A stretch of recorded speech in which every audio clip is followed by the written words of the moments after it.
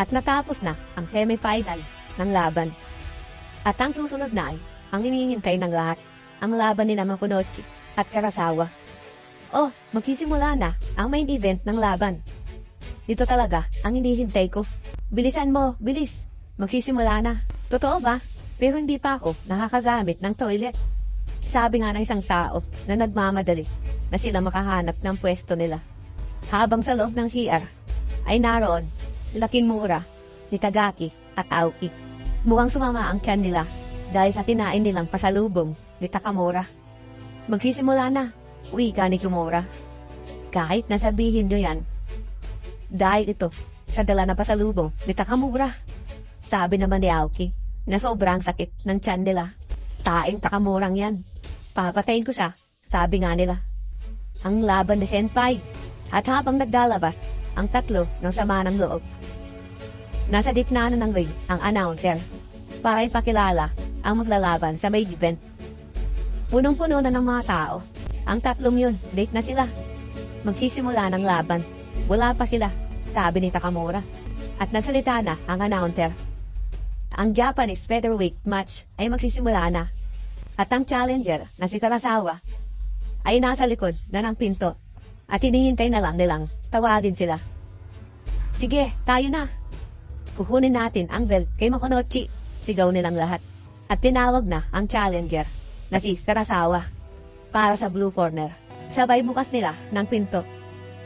At paglabas, sabay taas nito ng mga kamao niya. At hiyawan ang lahat ng sumusuporta kay Karasawa.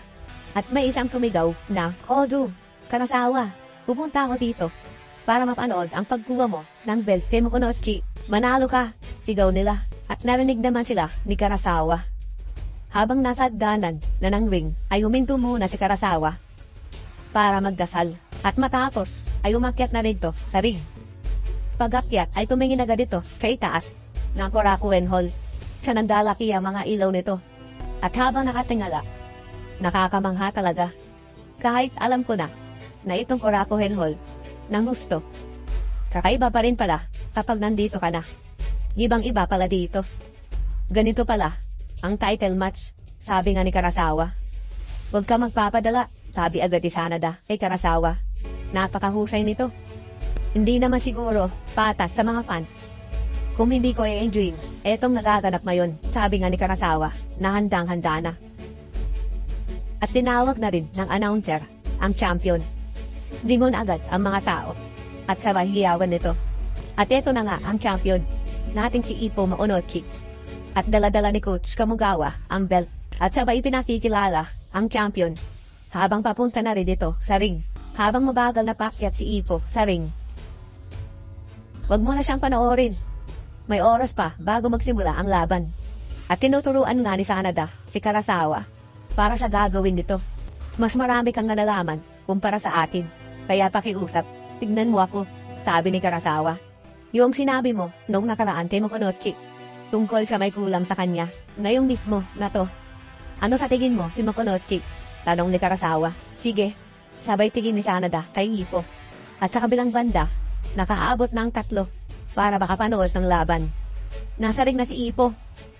Nagawa nating umabot, sigaw nila Aoki. Late kayo ah. At saan naman kayo galing? Anong ginawa nyo? Tanong ni Takamura. Sinadya mo yun, Takamura. Para sumakit ang mga tiyan namin. Sigaw nga ni Aoki, nagalit na galit. Ayun ba? Sabi ni Takamura. Huwag ka kang gumanyan, sigaw ni Aoki. Ano ang kondisyon na yun ni Ippo? Tanong ni Tadaki kay Takamura. Hindi ko alam. Hindi naman ako nakatingin sa kanya. Sagot ni Takamura na parang walang pakialam sa nangyayari. Umayos ka nga dyan, Takamura. Ikaw, walang kwenta ka, sabi ni Aoki na sinisisi talaga niya si Takamura. Napalingon naman si Takamura at nagalit ito. At mukhang may gagawing hindi maganda si Takamura kay Aoki. At hindi naman napapansin ito ni Aoki. At ayun, tinusok dito ang puwit ni Aoki. Napasigaw ng malakas si Aoki. At may nararamdaman agad siya. At tumakbo agad-agad ito. Sigurado, hindi na niya mapapanood pa ang laban ni Ippo, sabi ni Kimura. Mai-stuck na yun nang matagal sa banyo, sabi naman ni Itagaki. At si Ippo ay papakyat na ng ring. At habang papakyat na nga ito, Nakatingin na agad si Sanada para makita nga kung nagbago na ba si Ipo noong nakaraan. At nasarig na nga si Ipo, ang featherweight champion.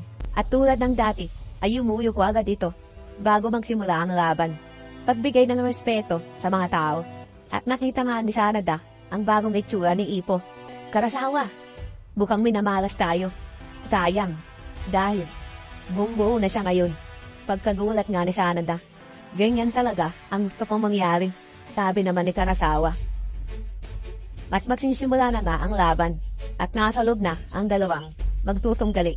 At dito po nagtatapos ang Chapter 581